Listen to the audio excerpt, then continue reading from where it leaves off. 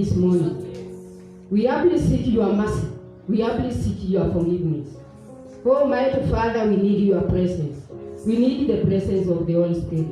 For with our own strength we cannot succeed in this journey of the kingdom of heaven. Mighty Father, in this morning, I pray so that you may remember us.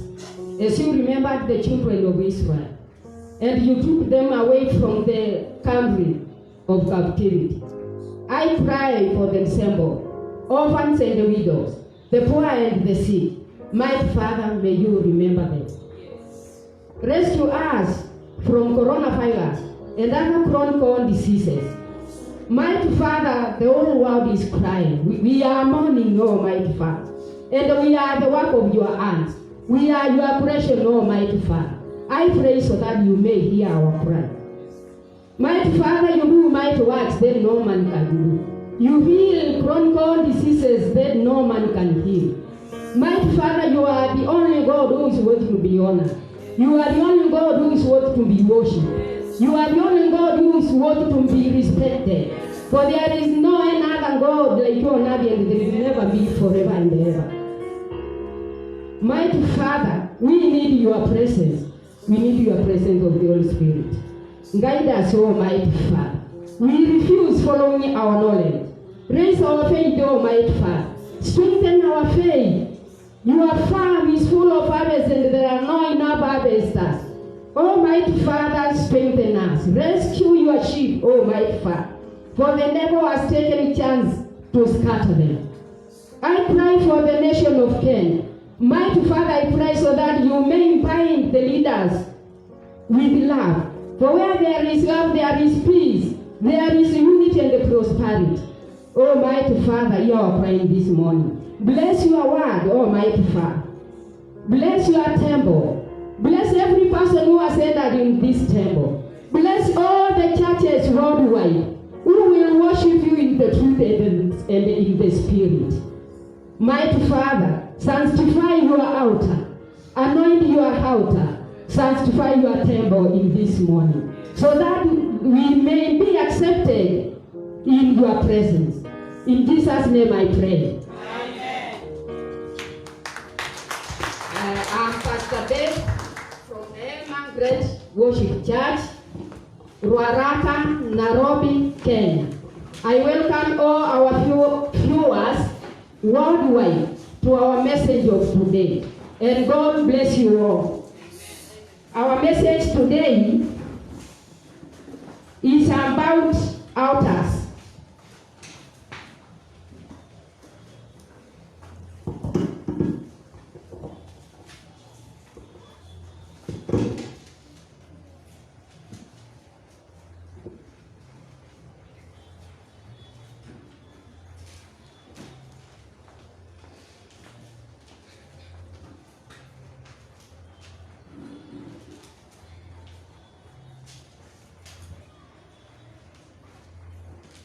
Our message today is about altars. There are different kinds of altars. There are two kinds of altars: the holy altars and the evil altars. Praise the Lord. Amen. The holy altars are of God, and the evil altars are of the devil, who is the Satan. Praise the Lord. Amen. Every altar has its own kingdom and a rule. Praise the Lord. Praise the Lord. In every altar, there must be offerings. Praise the Lord. The kinds of altars are as follows. Altars, there are altars of death. Praise the Lord. Praise the Lord. You can be followed by altars of death.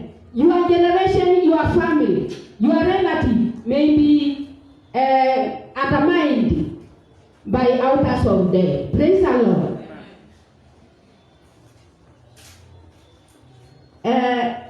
Altars, evil altars. Mostly, I'm speaking about evil altars today. Praise the Lord. You can think you are witched.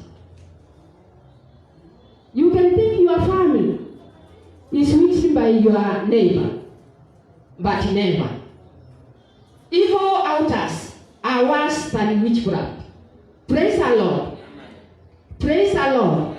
You can be followed by our altars from our forefathers. You can be followed by death, by the altar of death, from our forefathers, from our foreparents. Praise the Lord.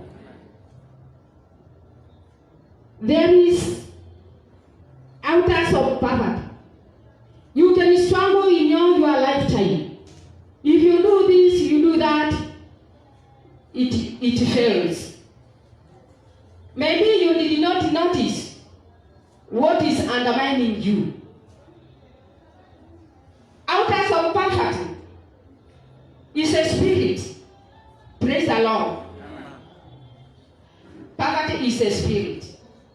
And if you will not conquer it, it will follow you up to death. And you will claim your neighbors. You will claim your parents. You will claim your friends. But they are not the cause of your poverty. Praise the Lord. Amen. There is this altar of sickness or diseases. If you see all over the world, there are 3 altars which are poured over the whole world by the Satan. Praise the Lord. There is this altar of death in the whole world. There is poverty. Death is poverty. You will not save your money when you have death in your family. There is this altar of diseases such as coronavirus. Praise the Lord.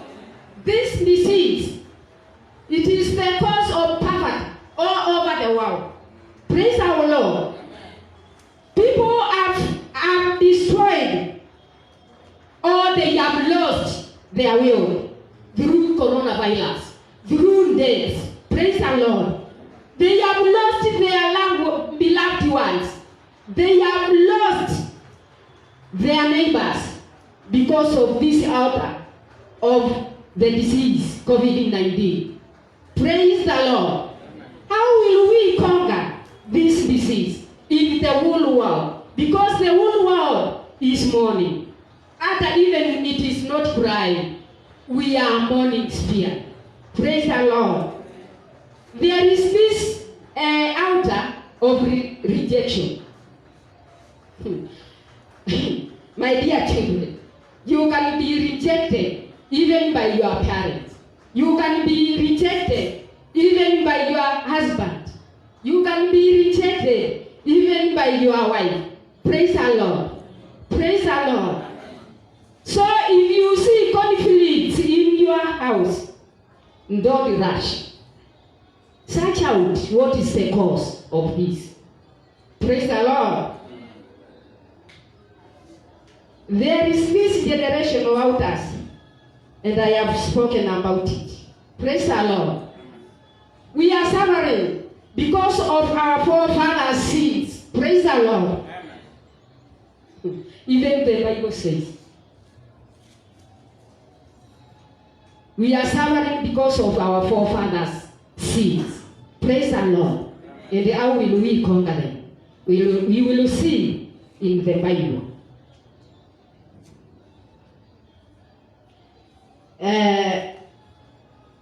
Some of the offerings, because every altar have offerings, and there are several kinds of offerings. Praise the Lord. There is thanksgiving, there is tithing, there is sacrifice offering, there is love offering, sin offering, burnt offering. Burnt offering, that was mostly long ago. Praise the Lord.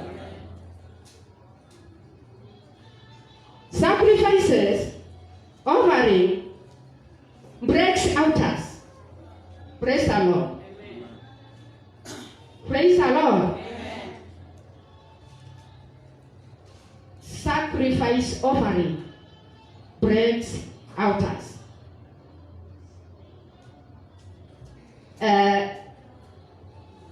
Sacrifice altars.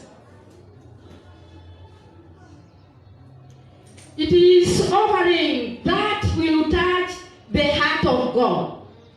It is a valuable sacrifice that will change the mind of God.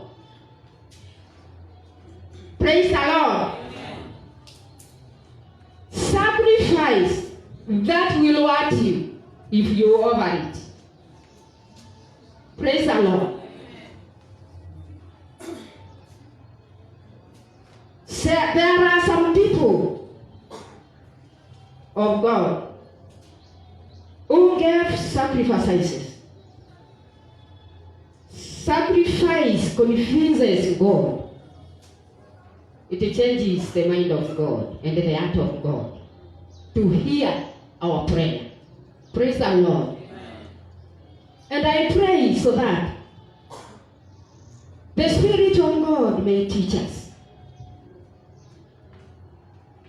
Living is not a must. To wake up today is not a must. It is not a routine. It is God's favor. It is God's mercy. Praise the Lord. But we people, we see it as usual.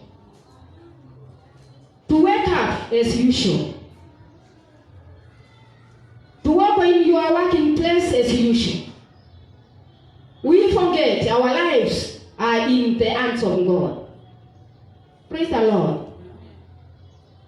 The life of a person, the Bible says, it is like a flower. In the morning, it is very beautiful. But after hours, it vanishes. Praise the Lord.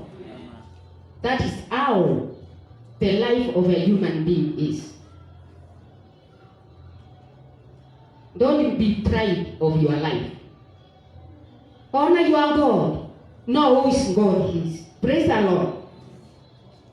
As I have said, there are several people who gave sacrifices to God to convince Him so that He may hear their cry. Mostly, there was this Noah, there was this Elkanah, and there was Abraham. And I will talk much about the servant of God, no. Praise the Lord.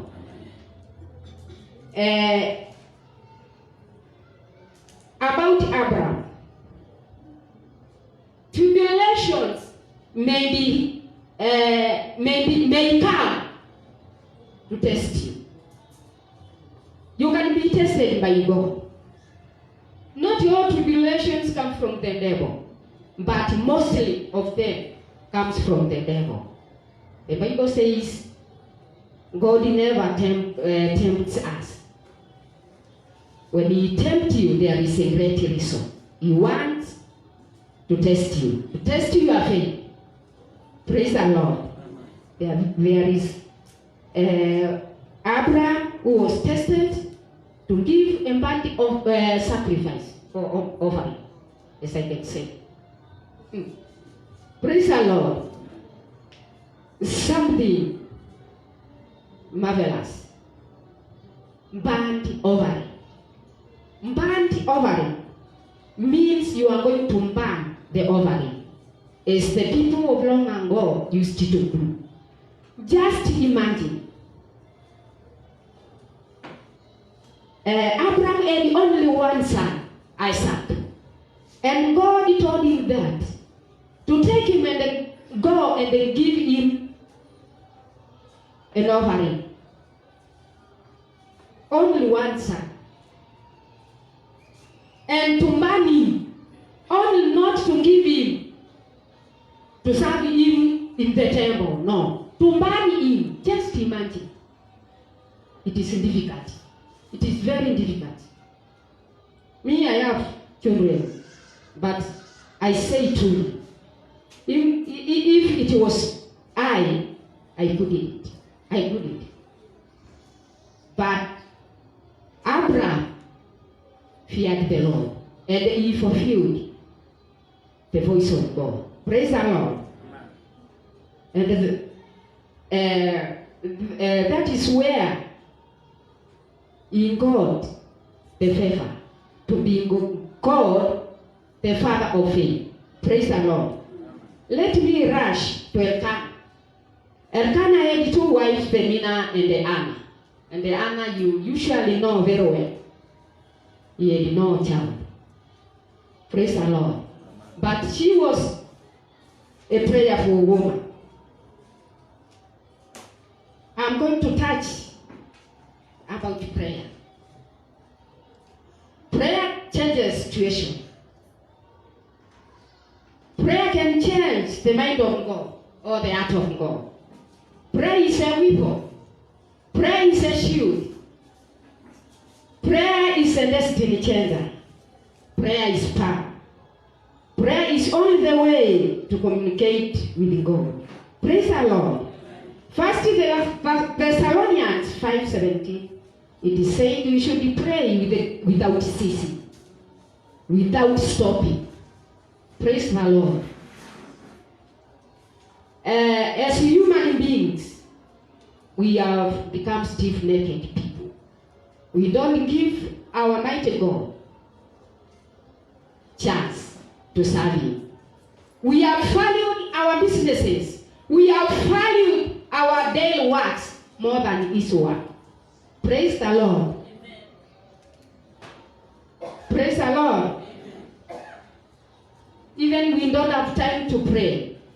And prayer is the only way to communicate with our God.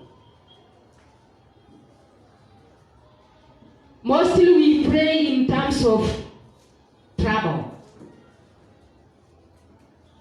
The Bible says we should pray without ceasing.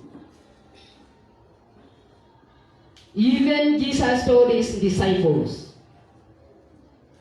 stay in prayer so that you may not fall into temptation. That means in prayer,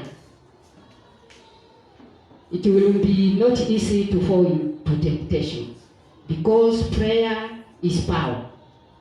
Praise the Lord.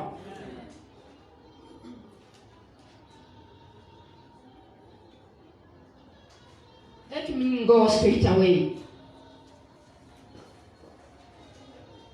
to the story of Noah.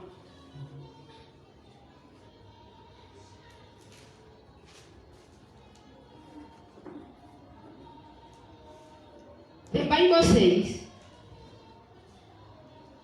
Noah was righteous. Praise the Lord. And he walked with God.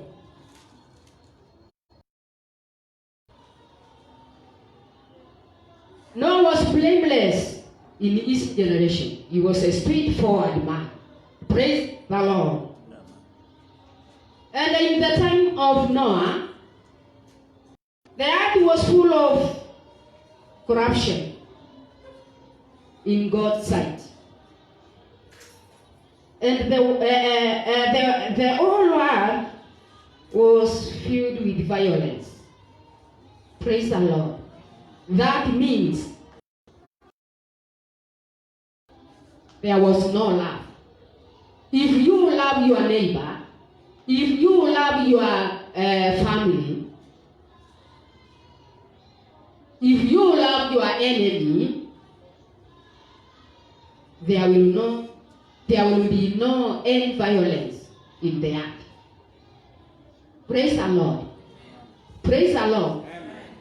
That it means at the time of Noah, there was no love.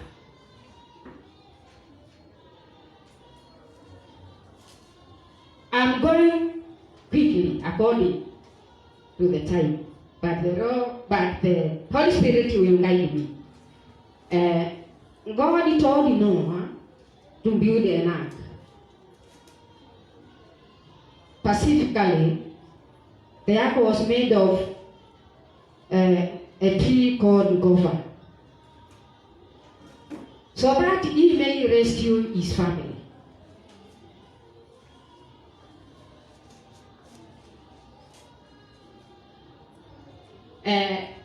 Because the earth was full of violence, God regretted why he created man. He regretted why he created man. Praise the Lord. Because he created man in his own image, and he blessed him. We are naturally blessed. Praise the Lord. God created man in his own image, and he blessed him. Only sin prevents us to our blessings. Praise the Lord. There is something important that Noah did. After the rain stopped, Noah and his family came out from the Savannah, and he built an altar. Praise the Lord. And they gave an offering to God. And that offering touched the heart of God.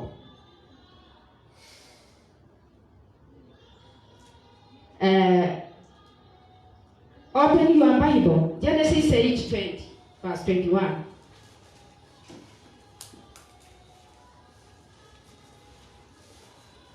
Genesis 8:20.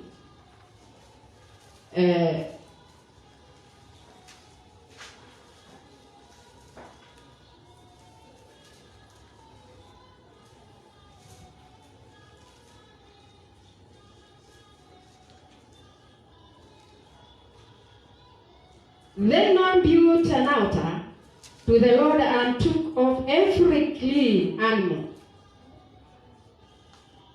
Every clean animal. Praise the Lord. God does not like when you are giving sacrifices.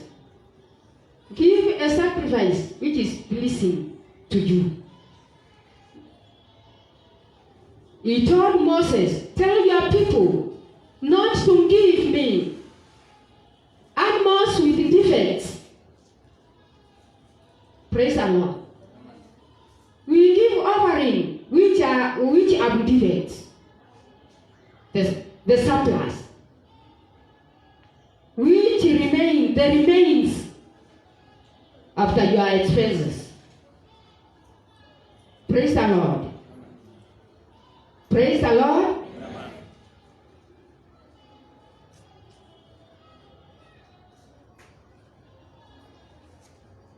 And when the Lord smelled the pleasing odor, the Lord said in his heart, I will never again curse the ground because of man. What did God do? After he smelled the nice odor, the nice smell of the offering, he changed his mind. It changed his heart. Praise the Lord. After, the Bible has said so, after God smelled the offering of Noah, he changed his mind. He changed his heart. And he said himself, he will never again curse the earth because of man. What changed the heart of God? It is the good smell of the offering that Noah gave to him. This means prayer plus they will change the heart of God. They will change the mind of God. And he will remember the whole world to conquer this epidemic of coronavirus and other chronic diseases. Praise our Lord.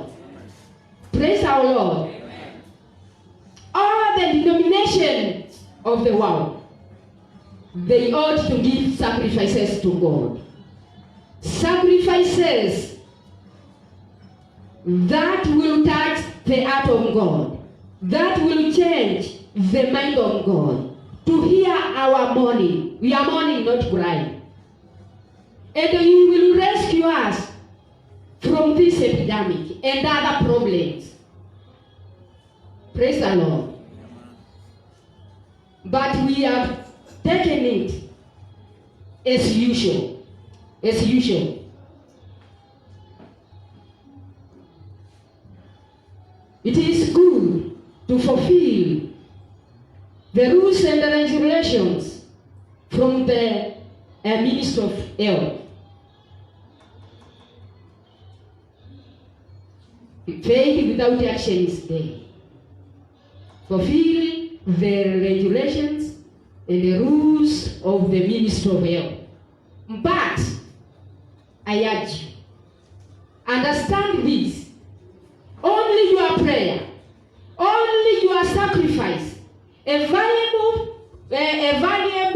sacrifice from all the denominations of the world will change the heart and the mind of God to hear our cry. Praise the Lord. Amen. Praise the Lord. Amen. God says the imagination of man's heart is evil.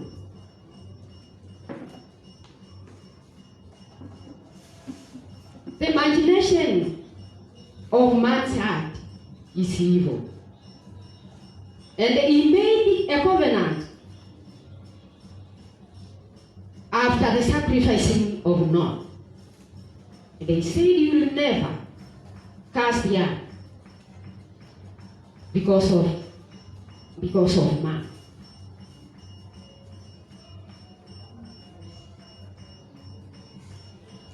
If we give valuable offerings, God will rescue us from all evils of the devil.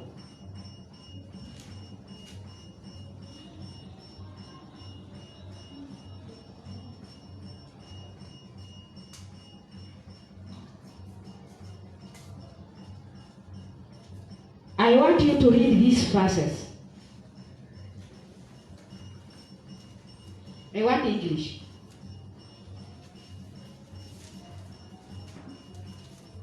Nobody with an English version. My dear children. Praise the Lord. Amen. Value your Bible. Value your Bible.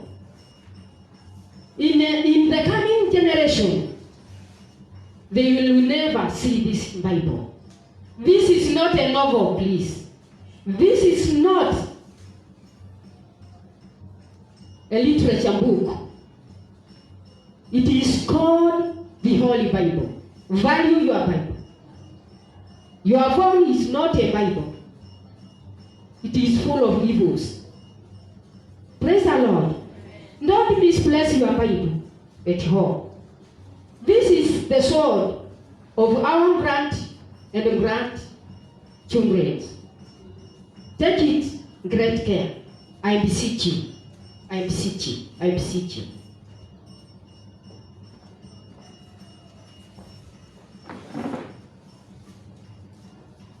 Psalms 95 verse 6.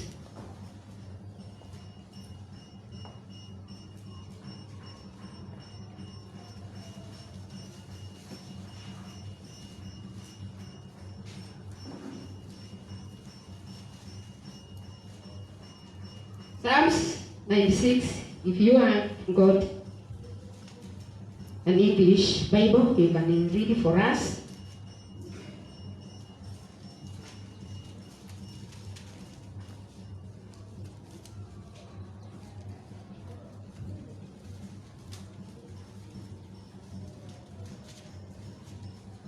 96:14.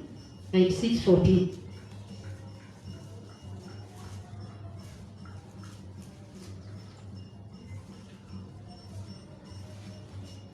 We need to learn about Bible prayer. How to open the Bible quickly.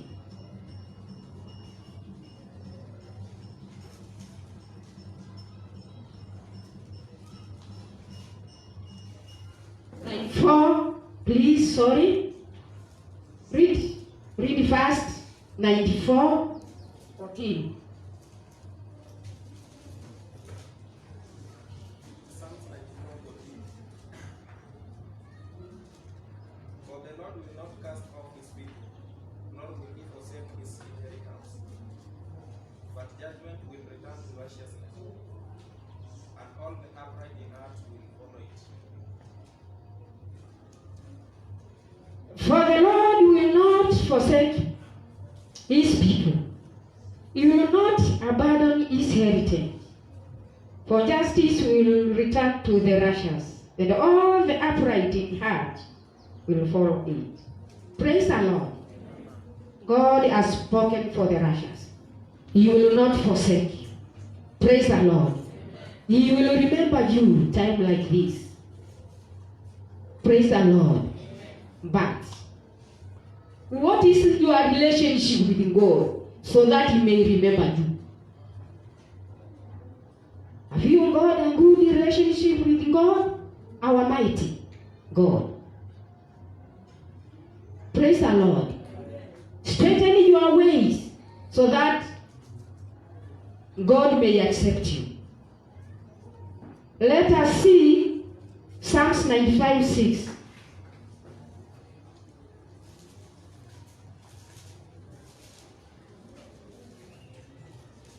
Psalms 95:6. Oh, come, let us worship and bow down. Let us kneel before the Lord our Maker. For he is our God, and we are the people of his pasture, and the sheep of his hand. Today, if you will hear this, Stop there. Thank you very much. Oh, come, let us worship and bow down.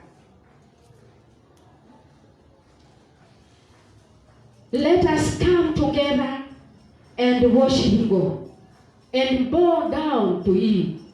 That is abhorrent to Him. But nowadays, we don't honor our God. We don't respect our God. We don't honor Him. We should come together. God is of fellowship. Even He created the world with fellowship, with His Son and the Holy Spirit.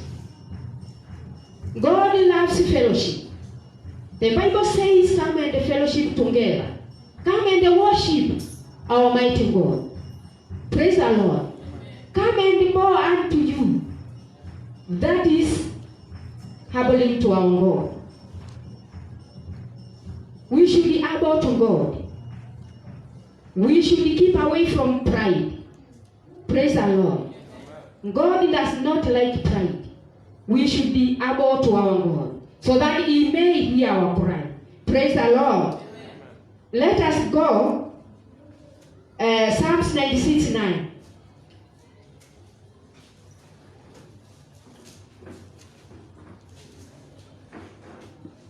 Psalms 96:9.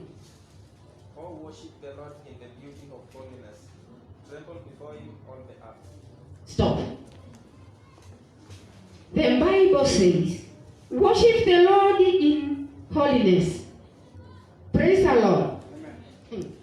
He did not say never. He did not say never worship God in holiness. He has said the earth, the whole world. Praise the Lord. The whole world should worship God in the presence of holiness. The whole earth. So that He may hear our cry, our mourning. Praise the Lord. Sin is the from God. And if we will not sustain holiness, we will pray in vain. The Bible says the whole world, and it did not say name alone. The whole world, we should be worshiping God in holiness. But we don't care nowadays. We are used in sin. You sin today, tomorrow you are in the out.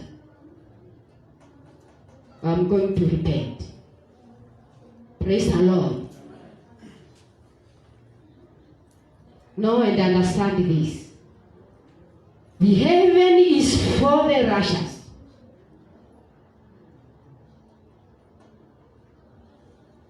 The heaven is for the righteous. We should keep away from sin so that we may see the kingdom of heaven. Praise the Lord. Let us see Psalms 97, verse 9. Says Psalms 97 verse 9. For you, Lord, are most high above all the earth. You are exalted from far above all gods. Our God must be exalted than all gods. Praise the Lord. He is the creator of the heavens and the earth. Your life is in his hands. Praise the Lord.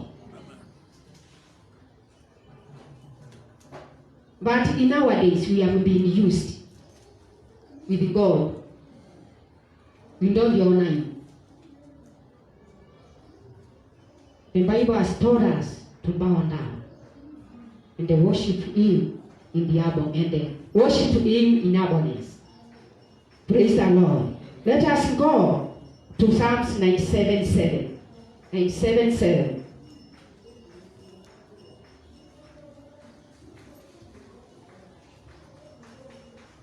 Psalms 97:7 says, let all be put to shame who serve carved images, who boast of idols, worshiping all you gods. Zion hears and is glad. That is enough. All worshippers of images are put to shame. All men, they are boast in worshipless, in worthless idols. Praise the Lord. Amen. All worshippers of idleness, of idols, they boast on worthless gods. They will be put to shame. It is not fun enough to inform you today. Many of the people in the world, they put their trust in idols. Praise the Lord. The Bible says they will be put to shame.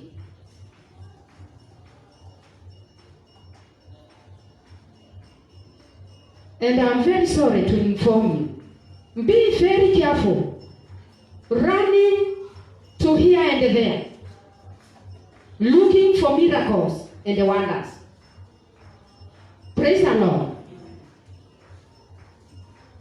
Put your trust in the Lord, and you will be blessed. Don't roam here and there, looking for wonders and the signs. Praise the Lord.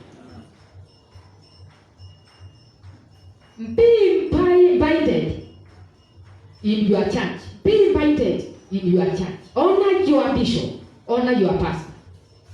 All your blessings, they are in their hands.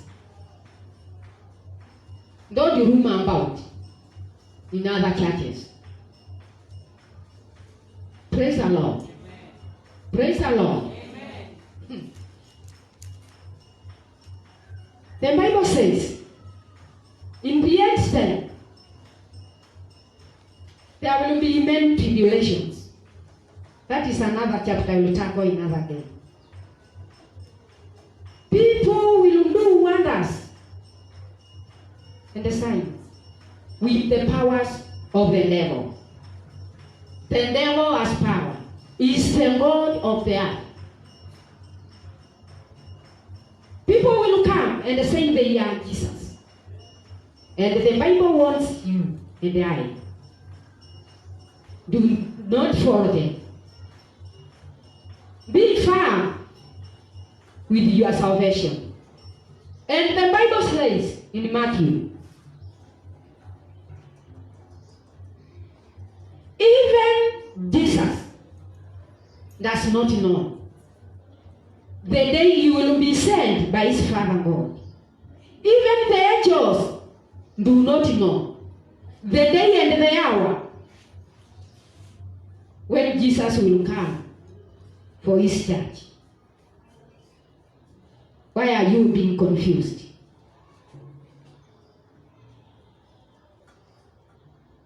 Praise the Lord. Stand firm with the Bible. This is our sword. Praise the Lord. Amen. Stand firm in your salvation. And Almighty God will not leave you. Praise the Lord.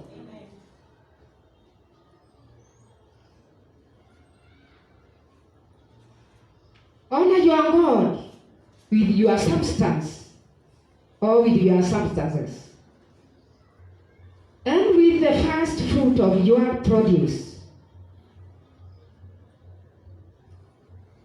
Praise the Lord. That is another chapter. We will tackle another day. We have become mean. Praise the Lord.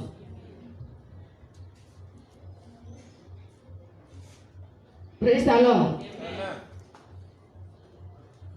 We don't bother about giving to God. We are crying. We are anxious of our future. But our future is in the hands of God. Praise the Lord. Build your heavenly house when you are here on earth. Build it with God. Don't build your room in heaven with grass. People will cry. Let me tell you and I assure you. People will cry in heaven. Some will enter into their hostels.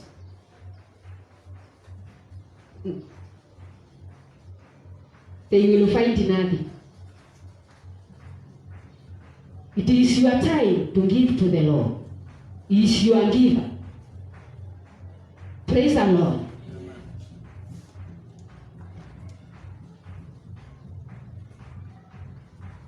Isaiah 59 verse 1, it says, his hand has not been shortened to understand that it cannot reach us, but only sin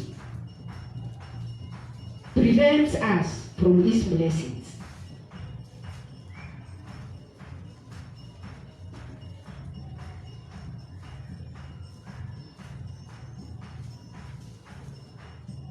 We are rushing here and there, searching for wealth. Our pastor tells us poverty is very bad. It is a spirit. We should not be idle, but give God time to worship Him.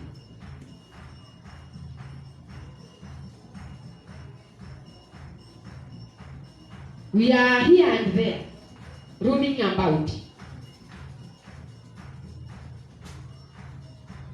of wealth.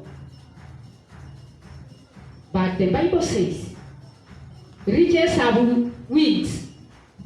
Riches have wings. And in a time, they will fly to heaven. So if you are rich, care for your riches. Give to God first. They may fly and they return to the owner, who is the mighty. Praise the Lord.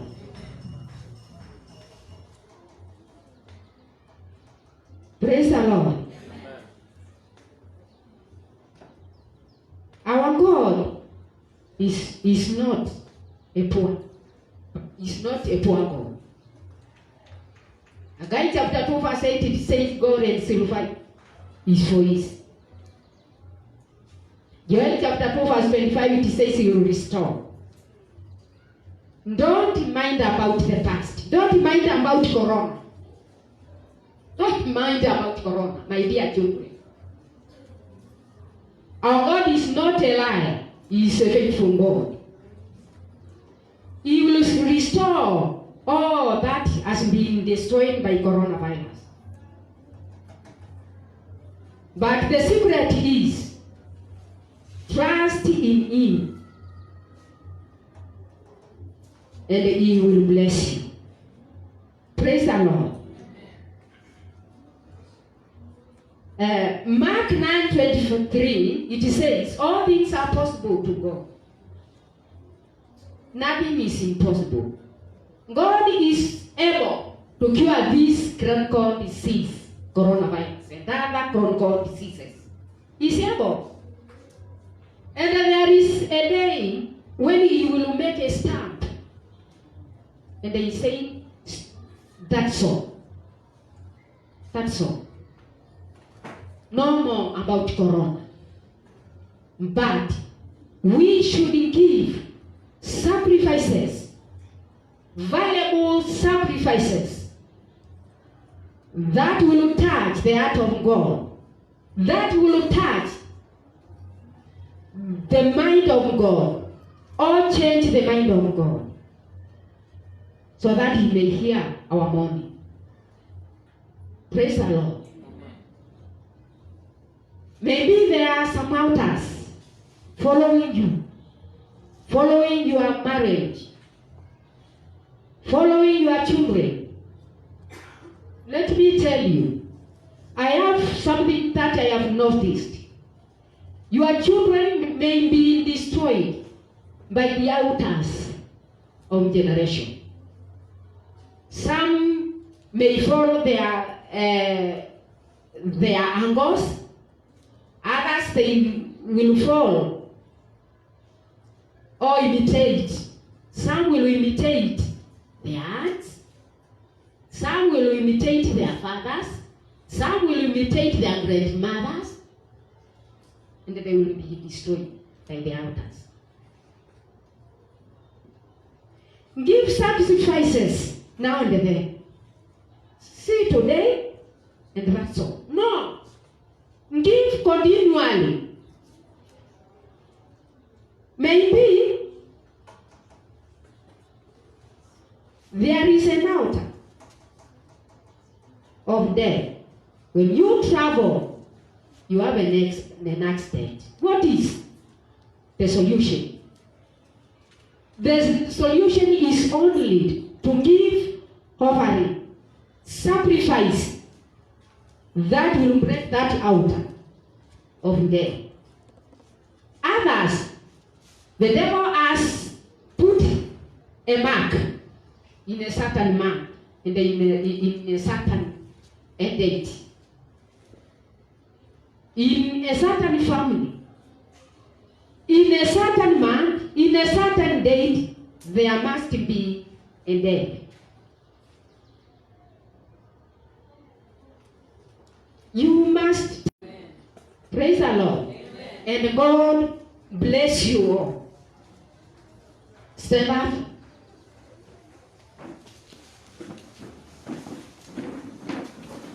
Thank you for our viewers worldwide who have watched our message of today. May God bless you all.